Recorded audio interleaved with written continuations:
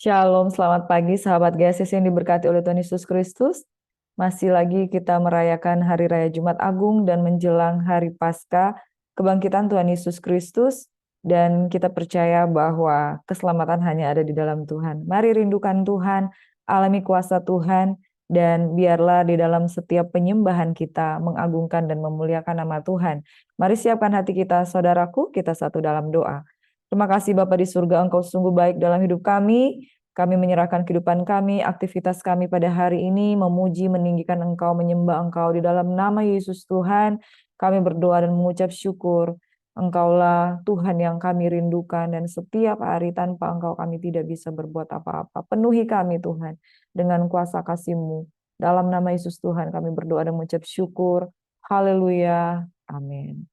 Mari kita siapkan hati kita, Bapak Ibu Saudaraku yang diberkati oleh Tuhan Yesus Kristus. Mari kita sembah Dia.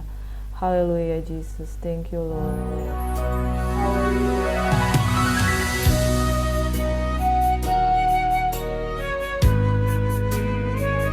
Tuhan, jiwa kami merindukan-Mu.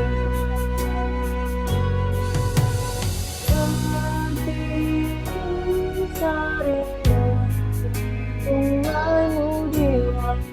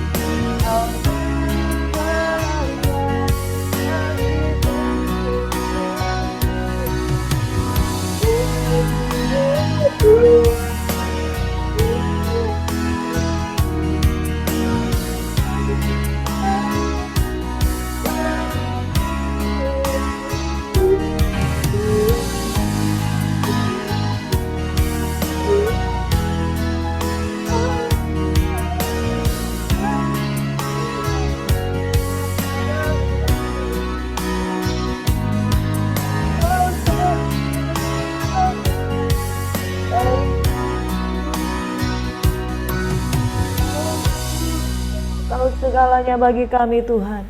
Tidak ada yang lain yang dapat kami andalkan selain hanya nama Yesus.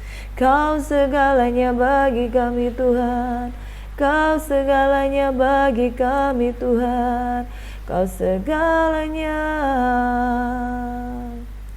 Kau segalanya di dalam kami Tuhan. Dan tidak ada yang lain yang dapat kami andalkan selain daripadamu Tuhan Yesus. Engkau sumber kekuatan, sumber kemenangan. Engkaulah perisai kami Tuhan. Seperti rusa yang haus dan lapar, yang rindu akan Engkau.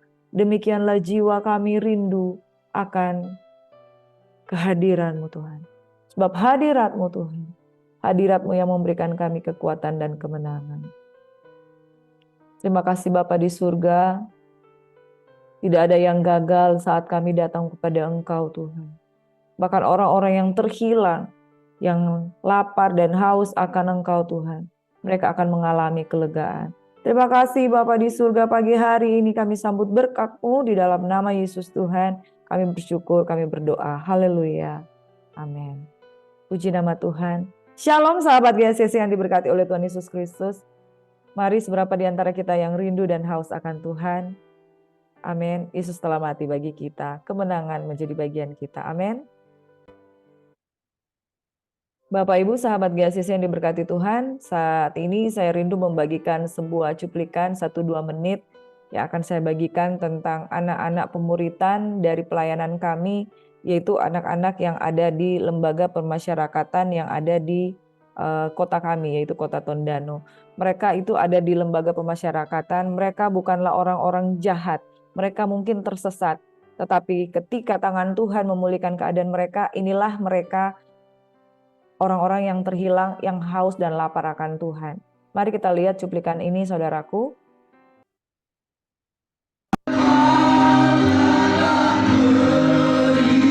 Inilah anak-anak pemuritan di lembaga pemasyarakatan Tondano.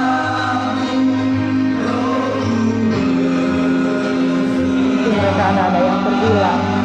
Dan mereka ditemukan oleh Tuhan. Lapar dan haus akan Tuhan, begitu merindukan Tuhan.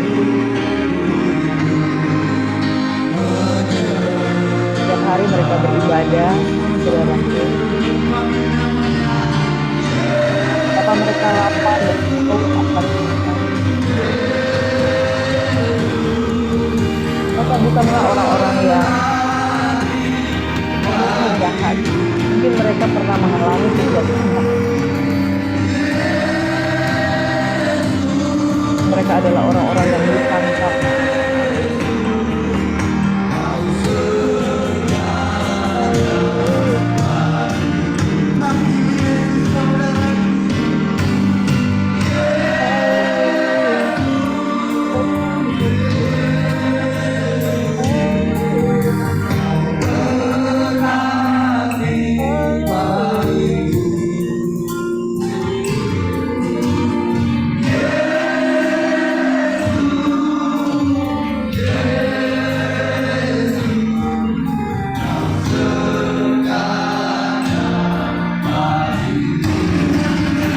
Betapa anak-anak muda ini haus.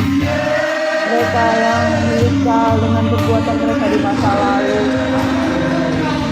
Mereka datang kepada Tuhan.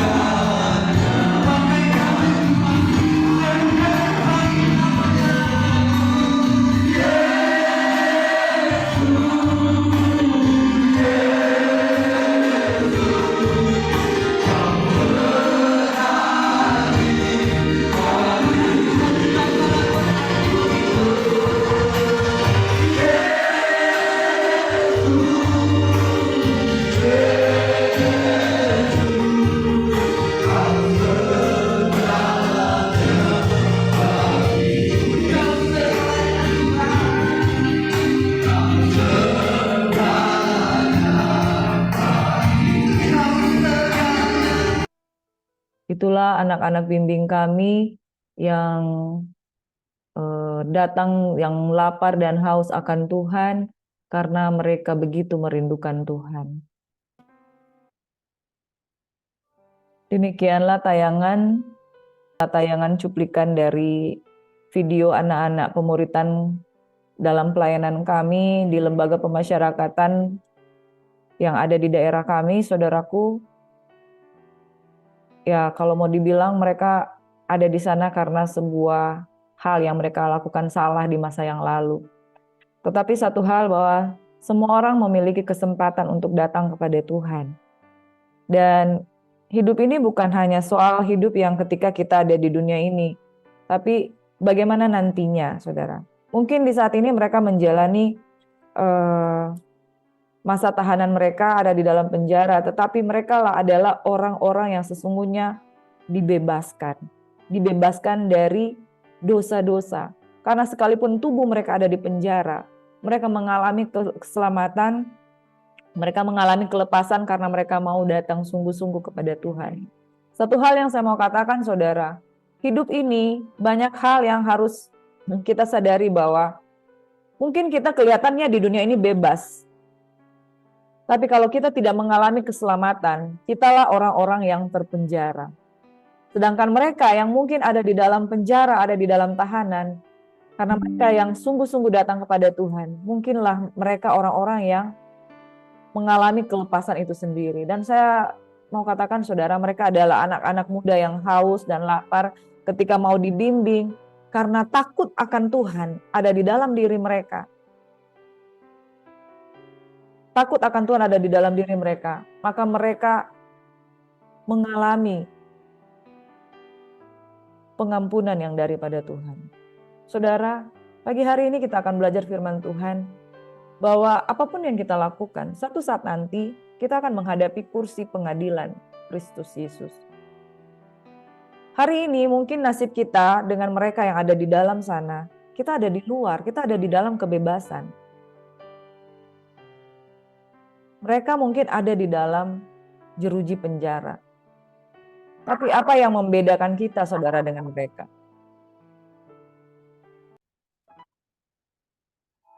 Yang membedakan kita dengan mereka adalah kita ada di luar jeruji penjara, mereka ada di dalam jeruji penjara. Tapi satu hal yang sama, bahwa semua orang telah berdosa dan telah kehilangan kemuliaan Allah. Tetapi berbahagialah orang yang sungguh-sungguh datang bertobat dan datang kepada Tuhan. Merekalah orang-orang yang diselamatkan. Takutlah akan Tuhan, sebab Tuhan akan membawa segala perbuatan kita, baik yang tersembunyi maupun yang tidak tersembunyi, dan Dia mengetahui apa yang kita sembunyikan. Hari ini kita diperhadapkan dengan kebenaran. Kalau kita sungguh-sungguh datang kepada Tuhan dan mengakui kesalahan kita, maka Dia setia dan adil dan akan mengampuni segala pelanggaran kita. Pelajaran firman Tuhan yang akan kita pelajari pada pagi hari ini akan terambil dari kitab Pengkhotbah 7, kalau 5 pasal 7, 8, 9, 10, 11. Tetapi karena ayat 12 itu sangat singkat, maka saya membahasnya sampai dengan ayat yang ke-12. Akhir kata dari kitab Pengkhotbah bahwa takutlah akan Tuhan dan jauhilah kejahatan.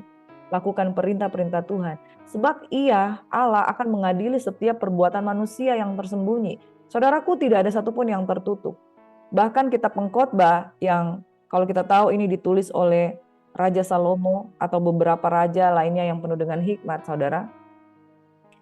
Bahwa di kitab Pengkhotbah berbeda dengan kitab Amsal, di mana kitab Pengkhotbah adalah kitab di mana orang yang sudah mencapai puncak kejayaan dan dia sudah mengalami begitu banyak hikmat. Dan dia mengalami pewahyuan di mana segala sesuatu sia-sia kalau kita tidak takut akan Tuhan. Harta bisa kita peroleh dengan mudah. Karena apa yang diperoleh hikmat? Umur panjang di tangan kanan, di tangan kiri kekayaan, kehormatan, dan kemuliaan. Tapi semuanya itu tidak mendatangkan sukacita penuh. Melainkan semuanya sia-sia. Karena apa yang kita raih, kita akan berikan juga kepada orang yang kita akan tinggalkan. Dan saudara, akhir kata dari kitab Pengkhotbah berkata, takutlah akan Tuhan. Itulah kebahagiaan yang sejati. Saudara, teman-teman kita tadi yang ada di balik jeruji penjara, yang membedakan kita adalah jeruji penjara, tapi yang sama, semua kita adalah manusia berdosa dan telah kehilangan kemuliaan Allah. Yang menjadi satu hal yang penting dalam hidup kita, apakah kita akan mengalami keselamatan di dalam Tuhan, mohon ampun di hadapan Tuhan, dan menyerahkan hidup kita dalam takut akan Tuhan. Anak-anak muda yang luar biasa itu mereka mengalami kelepasan, sekalipun mereka di penjara. Mereka mengalami kelepasan karena mereka mengaku dosa-dosanya di hadapan Tuhan dan datang sungguh-sungguh kepada Tuhan. Dan saya percaya mereka akan menjadi anak-anak muda yang dipulihkan, anak-anak muda yang luar biasa. Kita akan terus berdoa ya untuk pelayanan-pelayanan anak-anak muda ini yang ada di lembaga permasyarakatan, supaya mereka keluar dari sana, mereka menjadi orang-orang yang jauh lebih baik. Saudara, kita akan belajar firman Tuhan dari Pengkhotbah 7, saudara. Di dalam Pengkhotbah 7 ayat 1, 2, 3, dan 4 berkata, nama yang harum lebih baik daripada minyak yang mahal, dan hari kematian lebih baik daripada hari kelahiran. Pergi ke rumah duka lebih baik daripada ke rumah pesta. Karena di rumah dukalah kesudahan setiap manusia. Hendaklah orang yang hidup memperhatikannya. Bersedih lebih baik daripada tertawa, karena muka murah membuat hati lega. Orang berhikmat senang berada di rumah duka, tetapi orang bodoh senang berada di rumah tempat bersukaria. Saudara, apa enaknya pergi ke rumah duka? Ternyata wejangan dari pengkhotbah, lebih baik engkau pergi ke rumah duka daripada ke rumah pesta. Ini merupakan sebuah nasihat yang membuka mata kita. Saudara, tidak pernah ada kesedihan yang paling sedih selain kehilangan dari orang yang kita cintai. Saya merasakan itu. Oma saya meninggal, saya sedih ya. Keluarga saya meninggal, yang lain sedih. Tapi yang paling sedih kalau orang terdekat itu meninggal. Itu rasanya sedih sekali. Dan saudara, kita menjadi tahu bahwa kekekalan itu nyata.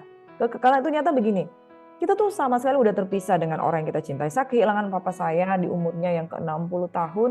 Dan itu membuat saya mengalami begitu banyak penyesalan. Kenapa saya tidak melakukan yang lebih baik untuk papa saya? Kenapa saya tidak melakukan yang lebih baik? Ada penyesalan-penyesalan sebagai anak. Saya tidak menjadi anak yang lebih baik, saudara. Pada akhirnya kami harus terpisah dengan sebuah hal yang namanya kematian. Kematian ini merupakan sebuah jembatan yang tidak terseberangi. Sama seperti ketika orang kaya dan Lazarus.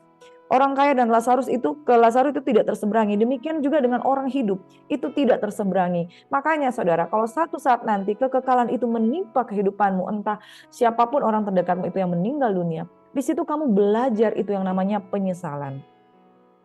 Penyesalan tidak memberikan yang terbaik untuk orang tua, tapi yang penyesalan ini yang kita yang jadi perenungan bahwa satu saat nanti kita nggak bisa mengulang kehidupan. Amin. Satu saat nanti kita menyadari bahwa kesalahan yang sudah kita lakukan itu termaterai dan tercatat di dalam kitabnya Tuhan. Kita nggak bisa mengubah nama kita masuk di dalam kitab kehidupan atau enggak. Hari ini kita harus sadar benar. Namaku ada di sana atau enggak? Namaku ada di sana atau enggak? Saya sadar benar, papaku namanya di sana ada atau enggak?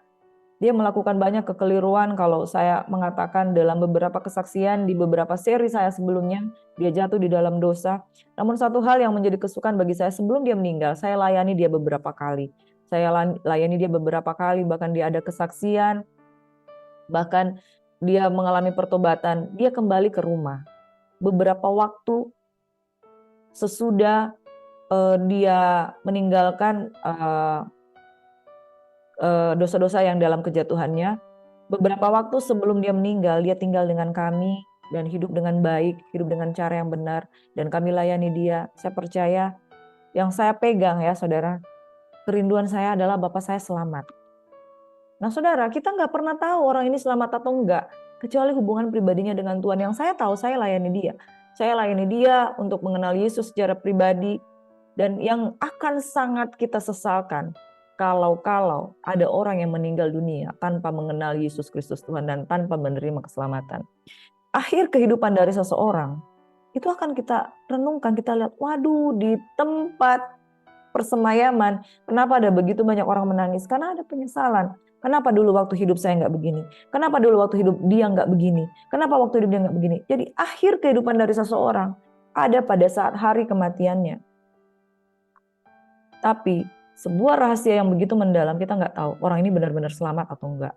Hanya Tuhan yang tahu. Iman kita mempercayai dia selamat atau tidak. Makanya penting saudara, sebelum hari kematian itu datang, ingatlah bahwa suatu saat nanti akan ada kekekalan yang kita akan menuju ke sana. Makanya selama kita hidup, nama harum yang lebih baik daripada minyak yang mahal. Hari kematian lebih baik daripada hari kelahiran. Kenapa kita memiliki begitu banyak air mata pada waktu kita ada di rumah duka.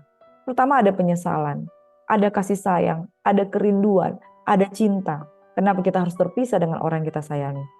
Namun satu hal saudara yang kita harus sadar, kita di dunia ini kita adalah orang-orang yang tinggal. Suatu saat nanti kita juga akan menunggu antrian menuju ke sana. Ingatlah, hari ini ketika engkau ada di rumah duka, sudahkah siap engkau kalau nanti satu saat nanti engkau yang ada di dalam peti mati tersebut?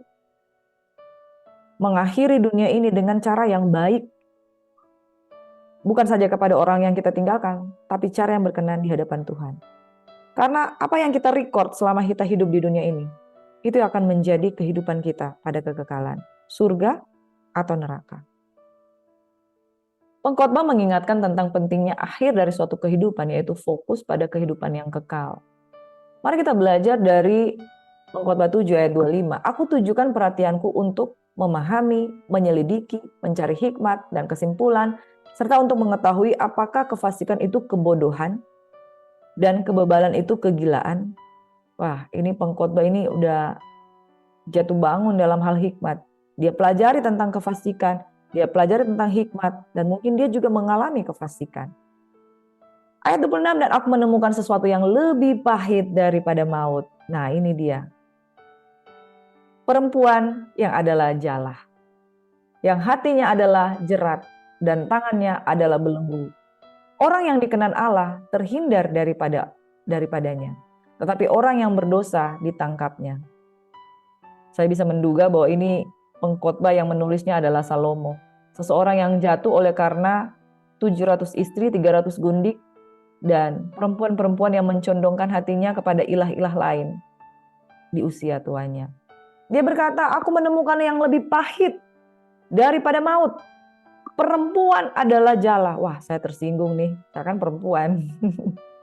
Wanita adalah jerat. Hatinya adalah jerat, tangannya adalah belenggu. Perempuan yang dimaksud adalah perempuan yang menarik seseorang itu jatuh di dalam dosa perzinahan. Saudaraku, pilihlah untuk menjadi wanita yang bijak, bukan wanita yang menjadi jerat bagi orang lain. Dan Salomo menyadari kejatuhan yang paling dalam seorang pria adalah wanita.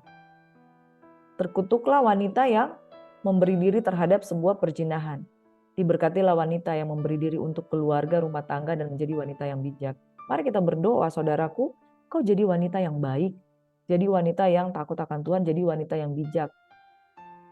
Sadarilah kenapa hari-hari ini begitu banyak kejatuhan karena wanita yang tidak takut akan Tuhan.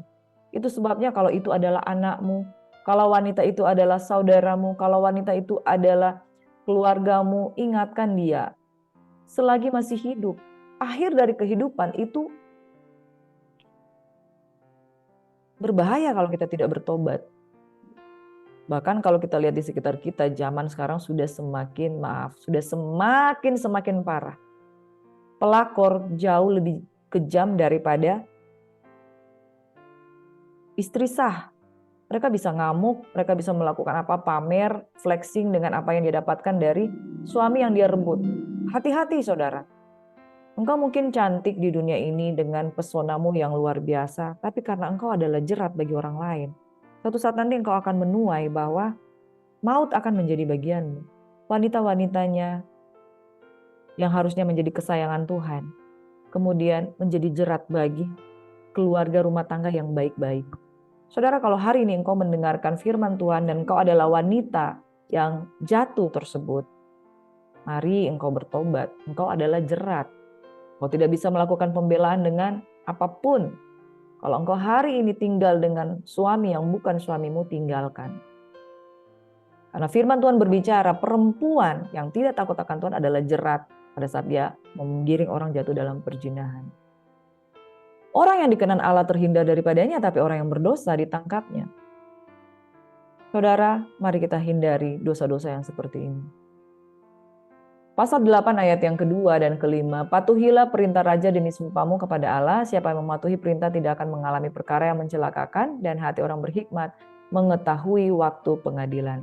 Saudara, ini berbicara tentang ketaatan, ini berbicara tentang ketaatan terhadap pimpinan, ketaatan terhadap aturan, ketaatan terhadap perintah-perintah. Dan sekali lagi, selama kita masih hidup, kita punya pilihan untuk hidup berkenan kepada Tuhan. Kalau kita sudah meninggal, Kita harus melihat apakah kita masuk dalam kehidupan kekal atau kematian kekal. Daniel 12 ayat 2 berkata, dan banyak dari antara orang-orang yang telah tidur di dalam debu tanah akan bangun. Sebagian untuk mendapat hidup yang kekal, sebagian untuk mengalami kehinaan dan kengerian yang kekal. Saudara, tidak ada manusia yang living forever. Satu saat kita akan mati, hari ini pikirkan akhir kehidupanmu akan menuju kemana. Fokus pada kehidupan kekal, karena yang di dunia ini sifatnya hanya sementara. Di dalam Pengkhotbah 8, saudaraku, ayat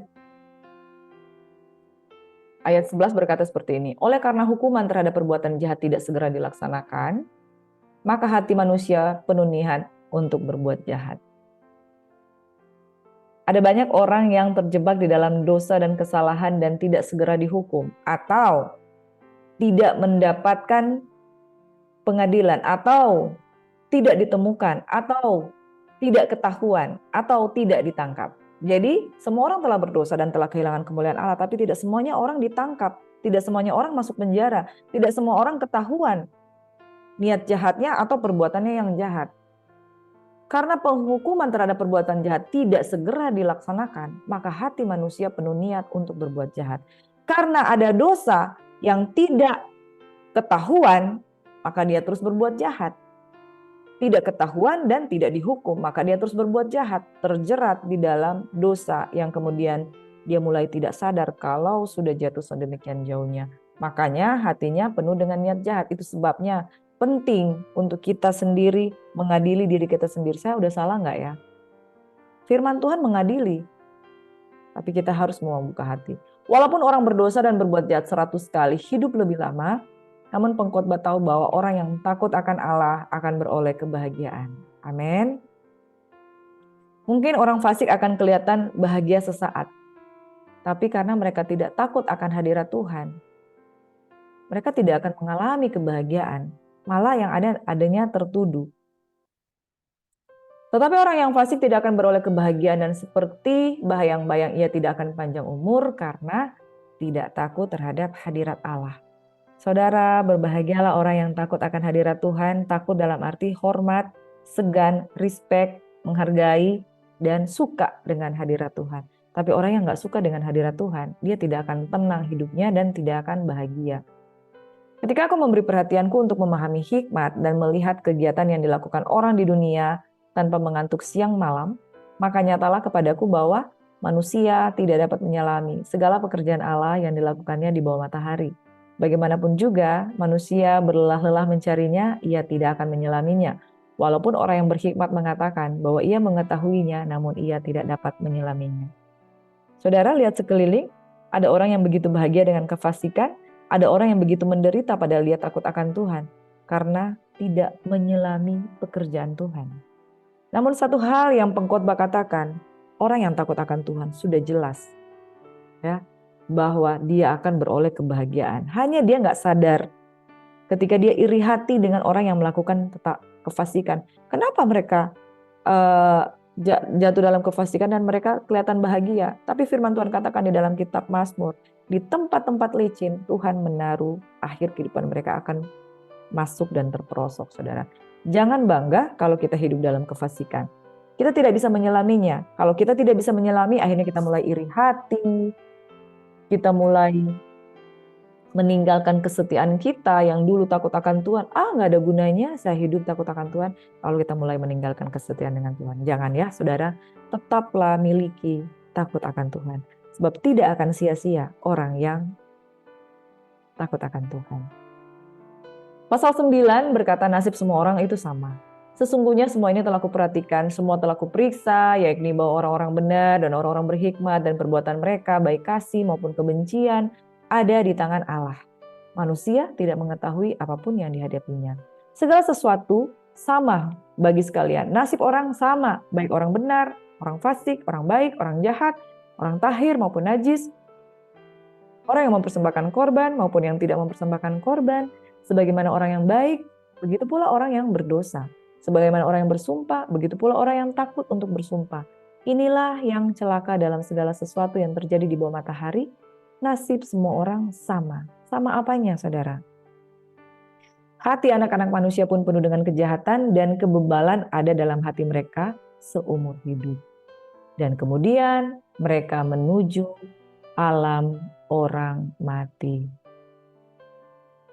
Inilah yang menjadi kesamaan. Mau fasik, mau benar, semua pasti akan menuju alam orang mati, saudara. Tapi yang menjadi bedanya, tetapi siapa yang termasuk orang hidup mempunyai harapan. Semuanya nasib sama dan kelihatan hampir sama. Orang fasik kelihatannya kok enak. Orang takut akan Tuhan kok kelihatannya enak. Yang sama di sini adalah akhir kehidupannya itu semua akan menghadapi kekekalan menuju alam orang mati. Tapi yang menjadi pembeda nanti setelah kita lihat di kekekalan, orang yang hidup mempunyai harapan. Orang yang di dalam Tuhan, tinggal dalam hadirat Tuhan, mempunyai pengharapan. Amin. Bapak Ibu sahabat GACC yang lebih diberkati Tuhan, hikmat lebih baik daripada kuasa. Amsal Pengkhotbah 9 ayat 18, hikmat lebih baik daripada alat-alat perang. Tapi satu orang yang keliru dapat merusakkan banyak hal yang baik. Pengkhotbah 10 berkata, lalat yang mati menyebabkan urapan dari pembuat urapan berbau busuk. Demikian juga sedikit kebodohan lebih berpengaruh daripada hikmat dan kehormatan. Saudara, seringkali nila setitik merusak susu sebelanga. Lalat yang mati dalam urapan dari pembuat urapan berbau busuk. Kemudian segala sesuatu yang baik itu kelihatan menjadi cemar. Sampai akhirnya orang akan berkata, sama aja saya menjaga kehidupan saya, nila setitik akhirnya rusak susu sebelanga. Kenapa ada banyak orang-orang yang memilih untuk memutuskan untuk jatuh dan terjebak dalam dosa karena nila setitik merusak susu sebelanga, satu. Yang kedua, menjaga hidup ini benar itu nggak mudah. Tergelincir sedikit itu semuanya akan hancur, saudara. Tapi saudaraku yang diberkati oleh Tuhan Yesus Kristus, hidup itu tetap harus kita jaga. Karena orang yang berjaga-jaga atas kehidupannya, itu pasti Tuhan akan membuat perbedaan pada akhirnya. Ada akibat-akibat kebodohan yang lain juga, saudara. Manusia seringkali merasa putus asa ketika dia ada di dalam pekerjaan. Ada orang yang ketika bekerja, dia lakukan segala sesuatu seperti untuk Tuhan dan bukan untuk manusia. Dia lakukan segala sesuatu untuk menyenangkan pimpinan. Dia lakukan segala sesuatu itu baik, perfect, sempurna. Tapi tiba-tiba kesalahan sedikit, pimpinan tuh marah dengan luar biasa. Dan orang kalau dia nggak kuat, saudara, kesalahan sedikit dia akan berpikir, ya udahlah, saya terlanjur udah kena marah, sekalian aja saya keluar aja dari kantor ini, nggak ada gunanya saya di sini. Saudara, kita harus sabar dalam segala sesuatu. Sesuatu yang kita harus jaga, tetaplah kita jaga. Walaupun kadangkala dalam hidup ini ada hal yang nggak sempurna. Di dalam pekerjaan contohnya, ada satu ayat yang sangat-sangat menjadi rema dalam kehidupan saya, dalam setiap apapun yang saya kerjakan. Kadang tuh kita mau melakukan yang benar, tapi kena marah juga. Kadang kita tuh mau melakukan yang benar, tapi dianggap salah juga. Firman Tuhan ini menjadi penghiburan bagi engkau di sana, yang di luar sana, yang menghadapi kefasikan orang lain, yang menghadapi bos-bosmu yang mungkin engkau rasa begitu menyakiti hati kamu. Ini ayat penghiburan buat kita semua. Jika amarah penguasa menimpa engkau, janganlah meninggalkan tempatmu, karena kesabaran mencegah kesalahan-kesalahan besar. Saudara, being perfect doesn't mean you have a perfect life. Menjadi sempurna bukan berarti kamu memiliki kehidupan yang sempurna 100%, 100% kamu nggak melakukan kesalahan. Tapi pasti ada juga kesalahan kecil. Jangan marah kalau engkau diingatkan oleh pimpinan kamu. Dan jangan marah kalau pimpinan kamu itu juga salah dalam cara menegur kamu. Kita hanya cukup menaruh kesabaran supaya kita tidak melakukan kesalahan besar. Ada orang ketika dia kena marah, dia langsung, saya harus keluar dari kantor ini. Saya harus lawan ini pimpinan saya. Saudara yang diberkati oleh Tuhan Yesus Kristus, akibat-akibat kebodohan, pada akhirnya kita melakukan kesalahan fatal, kita keluar tanpa pikir panjang, kemudian akhirnya kita menyesal. Saudara, jika amarah, pimpinan, penguasa, ketua, menimpa engkau, janganlah meninggalkan tempatmu, karena kesalahan, kesabaran mencegah kesalahan-kesalahan besar. Amin. Tetaplah bertahan, Tuhan pasti akan memberikan pertolongan. Ayat 18, oleh karena kemalasan runtuhlah atap, dan oleh karena kelambanan tangan bocorlah rumah. Demikian ada nasihat-nasihat yang menjauhkan kita dari kebodohan. Pasal 11 dan 12 yang terakhir, siapa senantiasa memperhatikan angin tidak akan menabur, dan siapa senantiasa melihat awan tidak akan menuai. Taburkanlah benihmu pagi-pagi hari, dan janganlah engkau memberi istirahat kepada tanganmu pada petang hari, karena engkau tidak mengetahui apakah ini atau itu yang akan berhasil, atau kedua-duanya sama-sama baik. Pedoman-pedoman hikmat. Salah satu halnya yang hari ini berkata, jangan takut menabur. Siapa senantiasa memperhatikan angin, tidak akan menabur. Takut, lihat apa-apa, waduh nanti gimana, nanti angin tiup nih hasil taburan saya. Siapa senantiasa melihat awan tidak akan menuai. Dikit-dikit, aduh udah gelap ini, kayaknya nggak cocok ini waktunya kita menabur, ya kita menuai. Saudara, taburkanlah benihmu pagi-pagi hari. Taburkanlah benihmu pagi-pagi hari, engkau berdoa, engkau baca firman, engkau menabur kesetiaan dengan Tuhan, engkau menabur bangun hubungan pribadi dengan Tuhan. Amin. Jangan beri istirahat kepada tanganmu pada petang hari, karena engkau tidak mengetahui apakah ini atau itu yang akan berhasil, dan kedua-duanya sama baik. Saudara, jangan tahan-tahan kalau mau menabur. Jangan tahan-tahan kalau engkau mau melakukan hal yang baik. Engkau tidak tahu benih ini akan tumbuh atau benih yang sana. Karena itu, taburlah segala sesuatu dengan berlimpah-limpah. Karena engkau tahu benih ini yang akan menghasilkan tuai, atau benih itu yang akan menghasilkan tuai. Siapa tahu dua-duanya akan menghasilkan tuaian. Tapi apapun ceritanya, apapun yang kamu tabur pasti akan ada tuaian. Mungkin dari apa yang kamu tabur ada benih-benih yang mati. Ada benih-benih yang kemudian jatuh ke tanah yang nggak subur. Kemudian tidak menuai apa-apa. Tapi saudara yang diberkati oleh Tuhan Yesus Kristus, firman Tuhan berkata, janganlah engkau menjadi lemah, sebab engkau akan menuai jika engkau tidak menjadi lemah. Amin. Saudara, jangan jemu-jemu untuk menabur, karena engkau akan menuai jikalau engkau tidak menjadi lemah. Kalau engkau lemah, mungkin sudah waktunya engkau menuai, tapi engkau nggak menuai karena sudah lemah. Sabar dalam segala sesuatu, maka engkau akan menuai. Firman Tuhan berkata di dalam 2 Korintus 9 ayat 6 hingga 8. Camkanlah ini, orang yang menabur sedikit akan menuai sedikit juga, orang yang menabur banyak akan menuai banyak juga. Hendaklah masing-masing memberi menurut kerelaan hatinya. Jangan dengan sedih atau karena paksaan, sebab Allah mengasihi orang yang memberi dengan sukacita. Dan Allah sanggup melimpahkan segala kasih karunia kepada kamu, supaya kamu senantiasa berkecukupan dalam segala sesuatu dan malah berkelebihan di dalam pelbagai kebajikan. Jangan berhenti menabur, janganlah menabur karena engkau tidak tahu benih yang sana atau benih yang ini yang akan menuai. Taburlah. Nasihat bagi pemuda dan pemudi. Bersukarialah hai pemuda dalam kemudaanmu. Biarlah hatimu bersuka pada masa mudamu. Dan turutilah keinginan hatimu dan pandangan matamu. Tetapi ketahuilah bahwa karena segala hal ini Allah akan membawa engkau ke pengadilan. Amin. Semasa muda lakukan segala sesuatu yang kau suka. Mau senang-senang, mau ini dan itu. Tapi pada akhirnya engkau akan tahu bahwa itu akan diadili. Teman-teman kami yang ada di lembaga pemasyarakatan juga pernah melakukan kesalahan yang sama. Di dalam kemudaan mereka, saya ketemu anak yang umurnya di bawah 19 tahun. Di bawah 19 tahun itu masih kategori anak ya. Dan dia sudah ada di sana. Dengan kurun waktu yang dia masih sangat singkat, dia sudah harus menuai kejahatannya di dalam penjara. Segala sesuatu akan dihadapkan dengan pengadilan, saudara. Engkau muda atau tua. Tapi anak-anak muda, kenapa dia biasa melakukan kesalahan? Karena dia terbiasa untuk mengikuti kemudaannya. Saya kan belum pengalaman. Saya ingin cari pengalaman. Cari pengalaman terhadap hal-hal yang menyenangkan. Bersuka cita, bersukaria, minum minuman sampai mabuk, judi-judi sampai habis uang, main obat-obat terlarang, drugs dan lain sebagainya, sampai saraf-saraf putus. Dan menyenangi segala sesuatu. Cari cewek, hiburan-hiburan malam, bersukaria dalam segala sesuatu. Pada akhirnya, Allah akan membawa engkau ke pengadilan. Saudaraku, teman-teman yang kemudian berakhir di pengadilan, kemudian mereka menemukan Tuhan di sana. Jangan terlambat, saudara.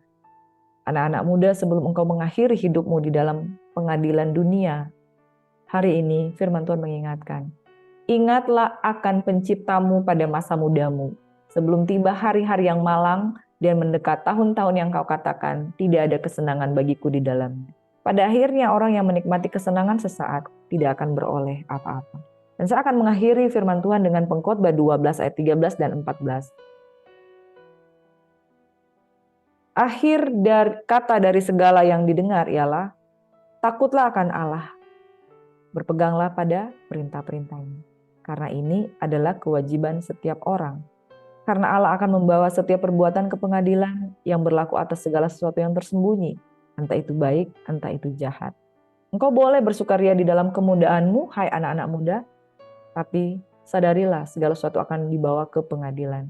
Takutlah akan Allah, berpeganglah pada perintah-perintahnya, itu adalah kewajiban setiap orang.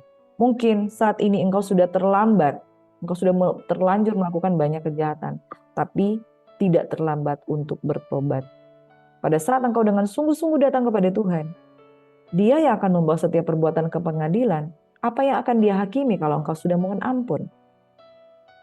Mungkin di dunia ini engkau harus menuai taburan dari dosa-dosamu. Tapi kalau engkau sungguh-sungguh datang kepada Tuhan, Tuhan menyediakan pengampunan dan kehidupan yang kekal pada akhirnya. Saudara, takut akan Tuhan adalah kesadarannya akan kekudusan, keadilan, dan kebenaran. Sebagai pasangan terhadap kasih dan pengampunannya, itu mengenal Dia, memahami sepenuhnya tentang siapa Dia. Bukan berarti takut itu kita takut akan Tuhan, enggak. Takut akan Tuhan itu ada respect di dalamnya, ada penghormatan di dalamnya. Takut akan Tuhan berarti memandang Dia dengan kekaguman, menghormati peraturan-peraturannya, mencintainya karena peraturannya membawa dalam kehidupan kekal. Penghormatan yang kudus serta menghormatinya sebagai Allah karena kemuliaan, kekudusan, keagungan, dan kuasanya yang besar.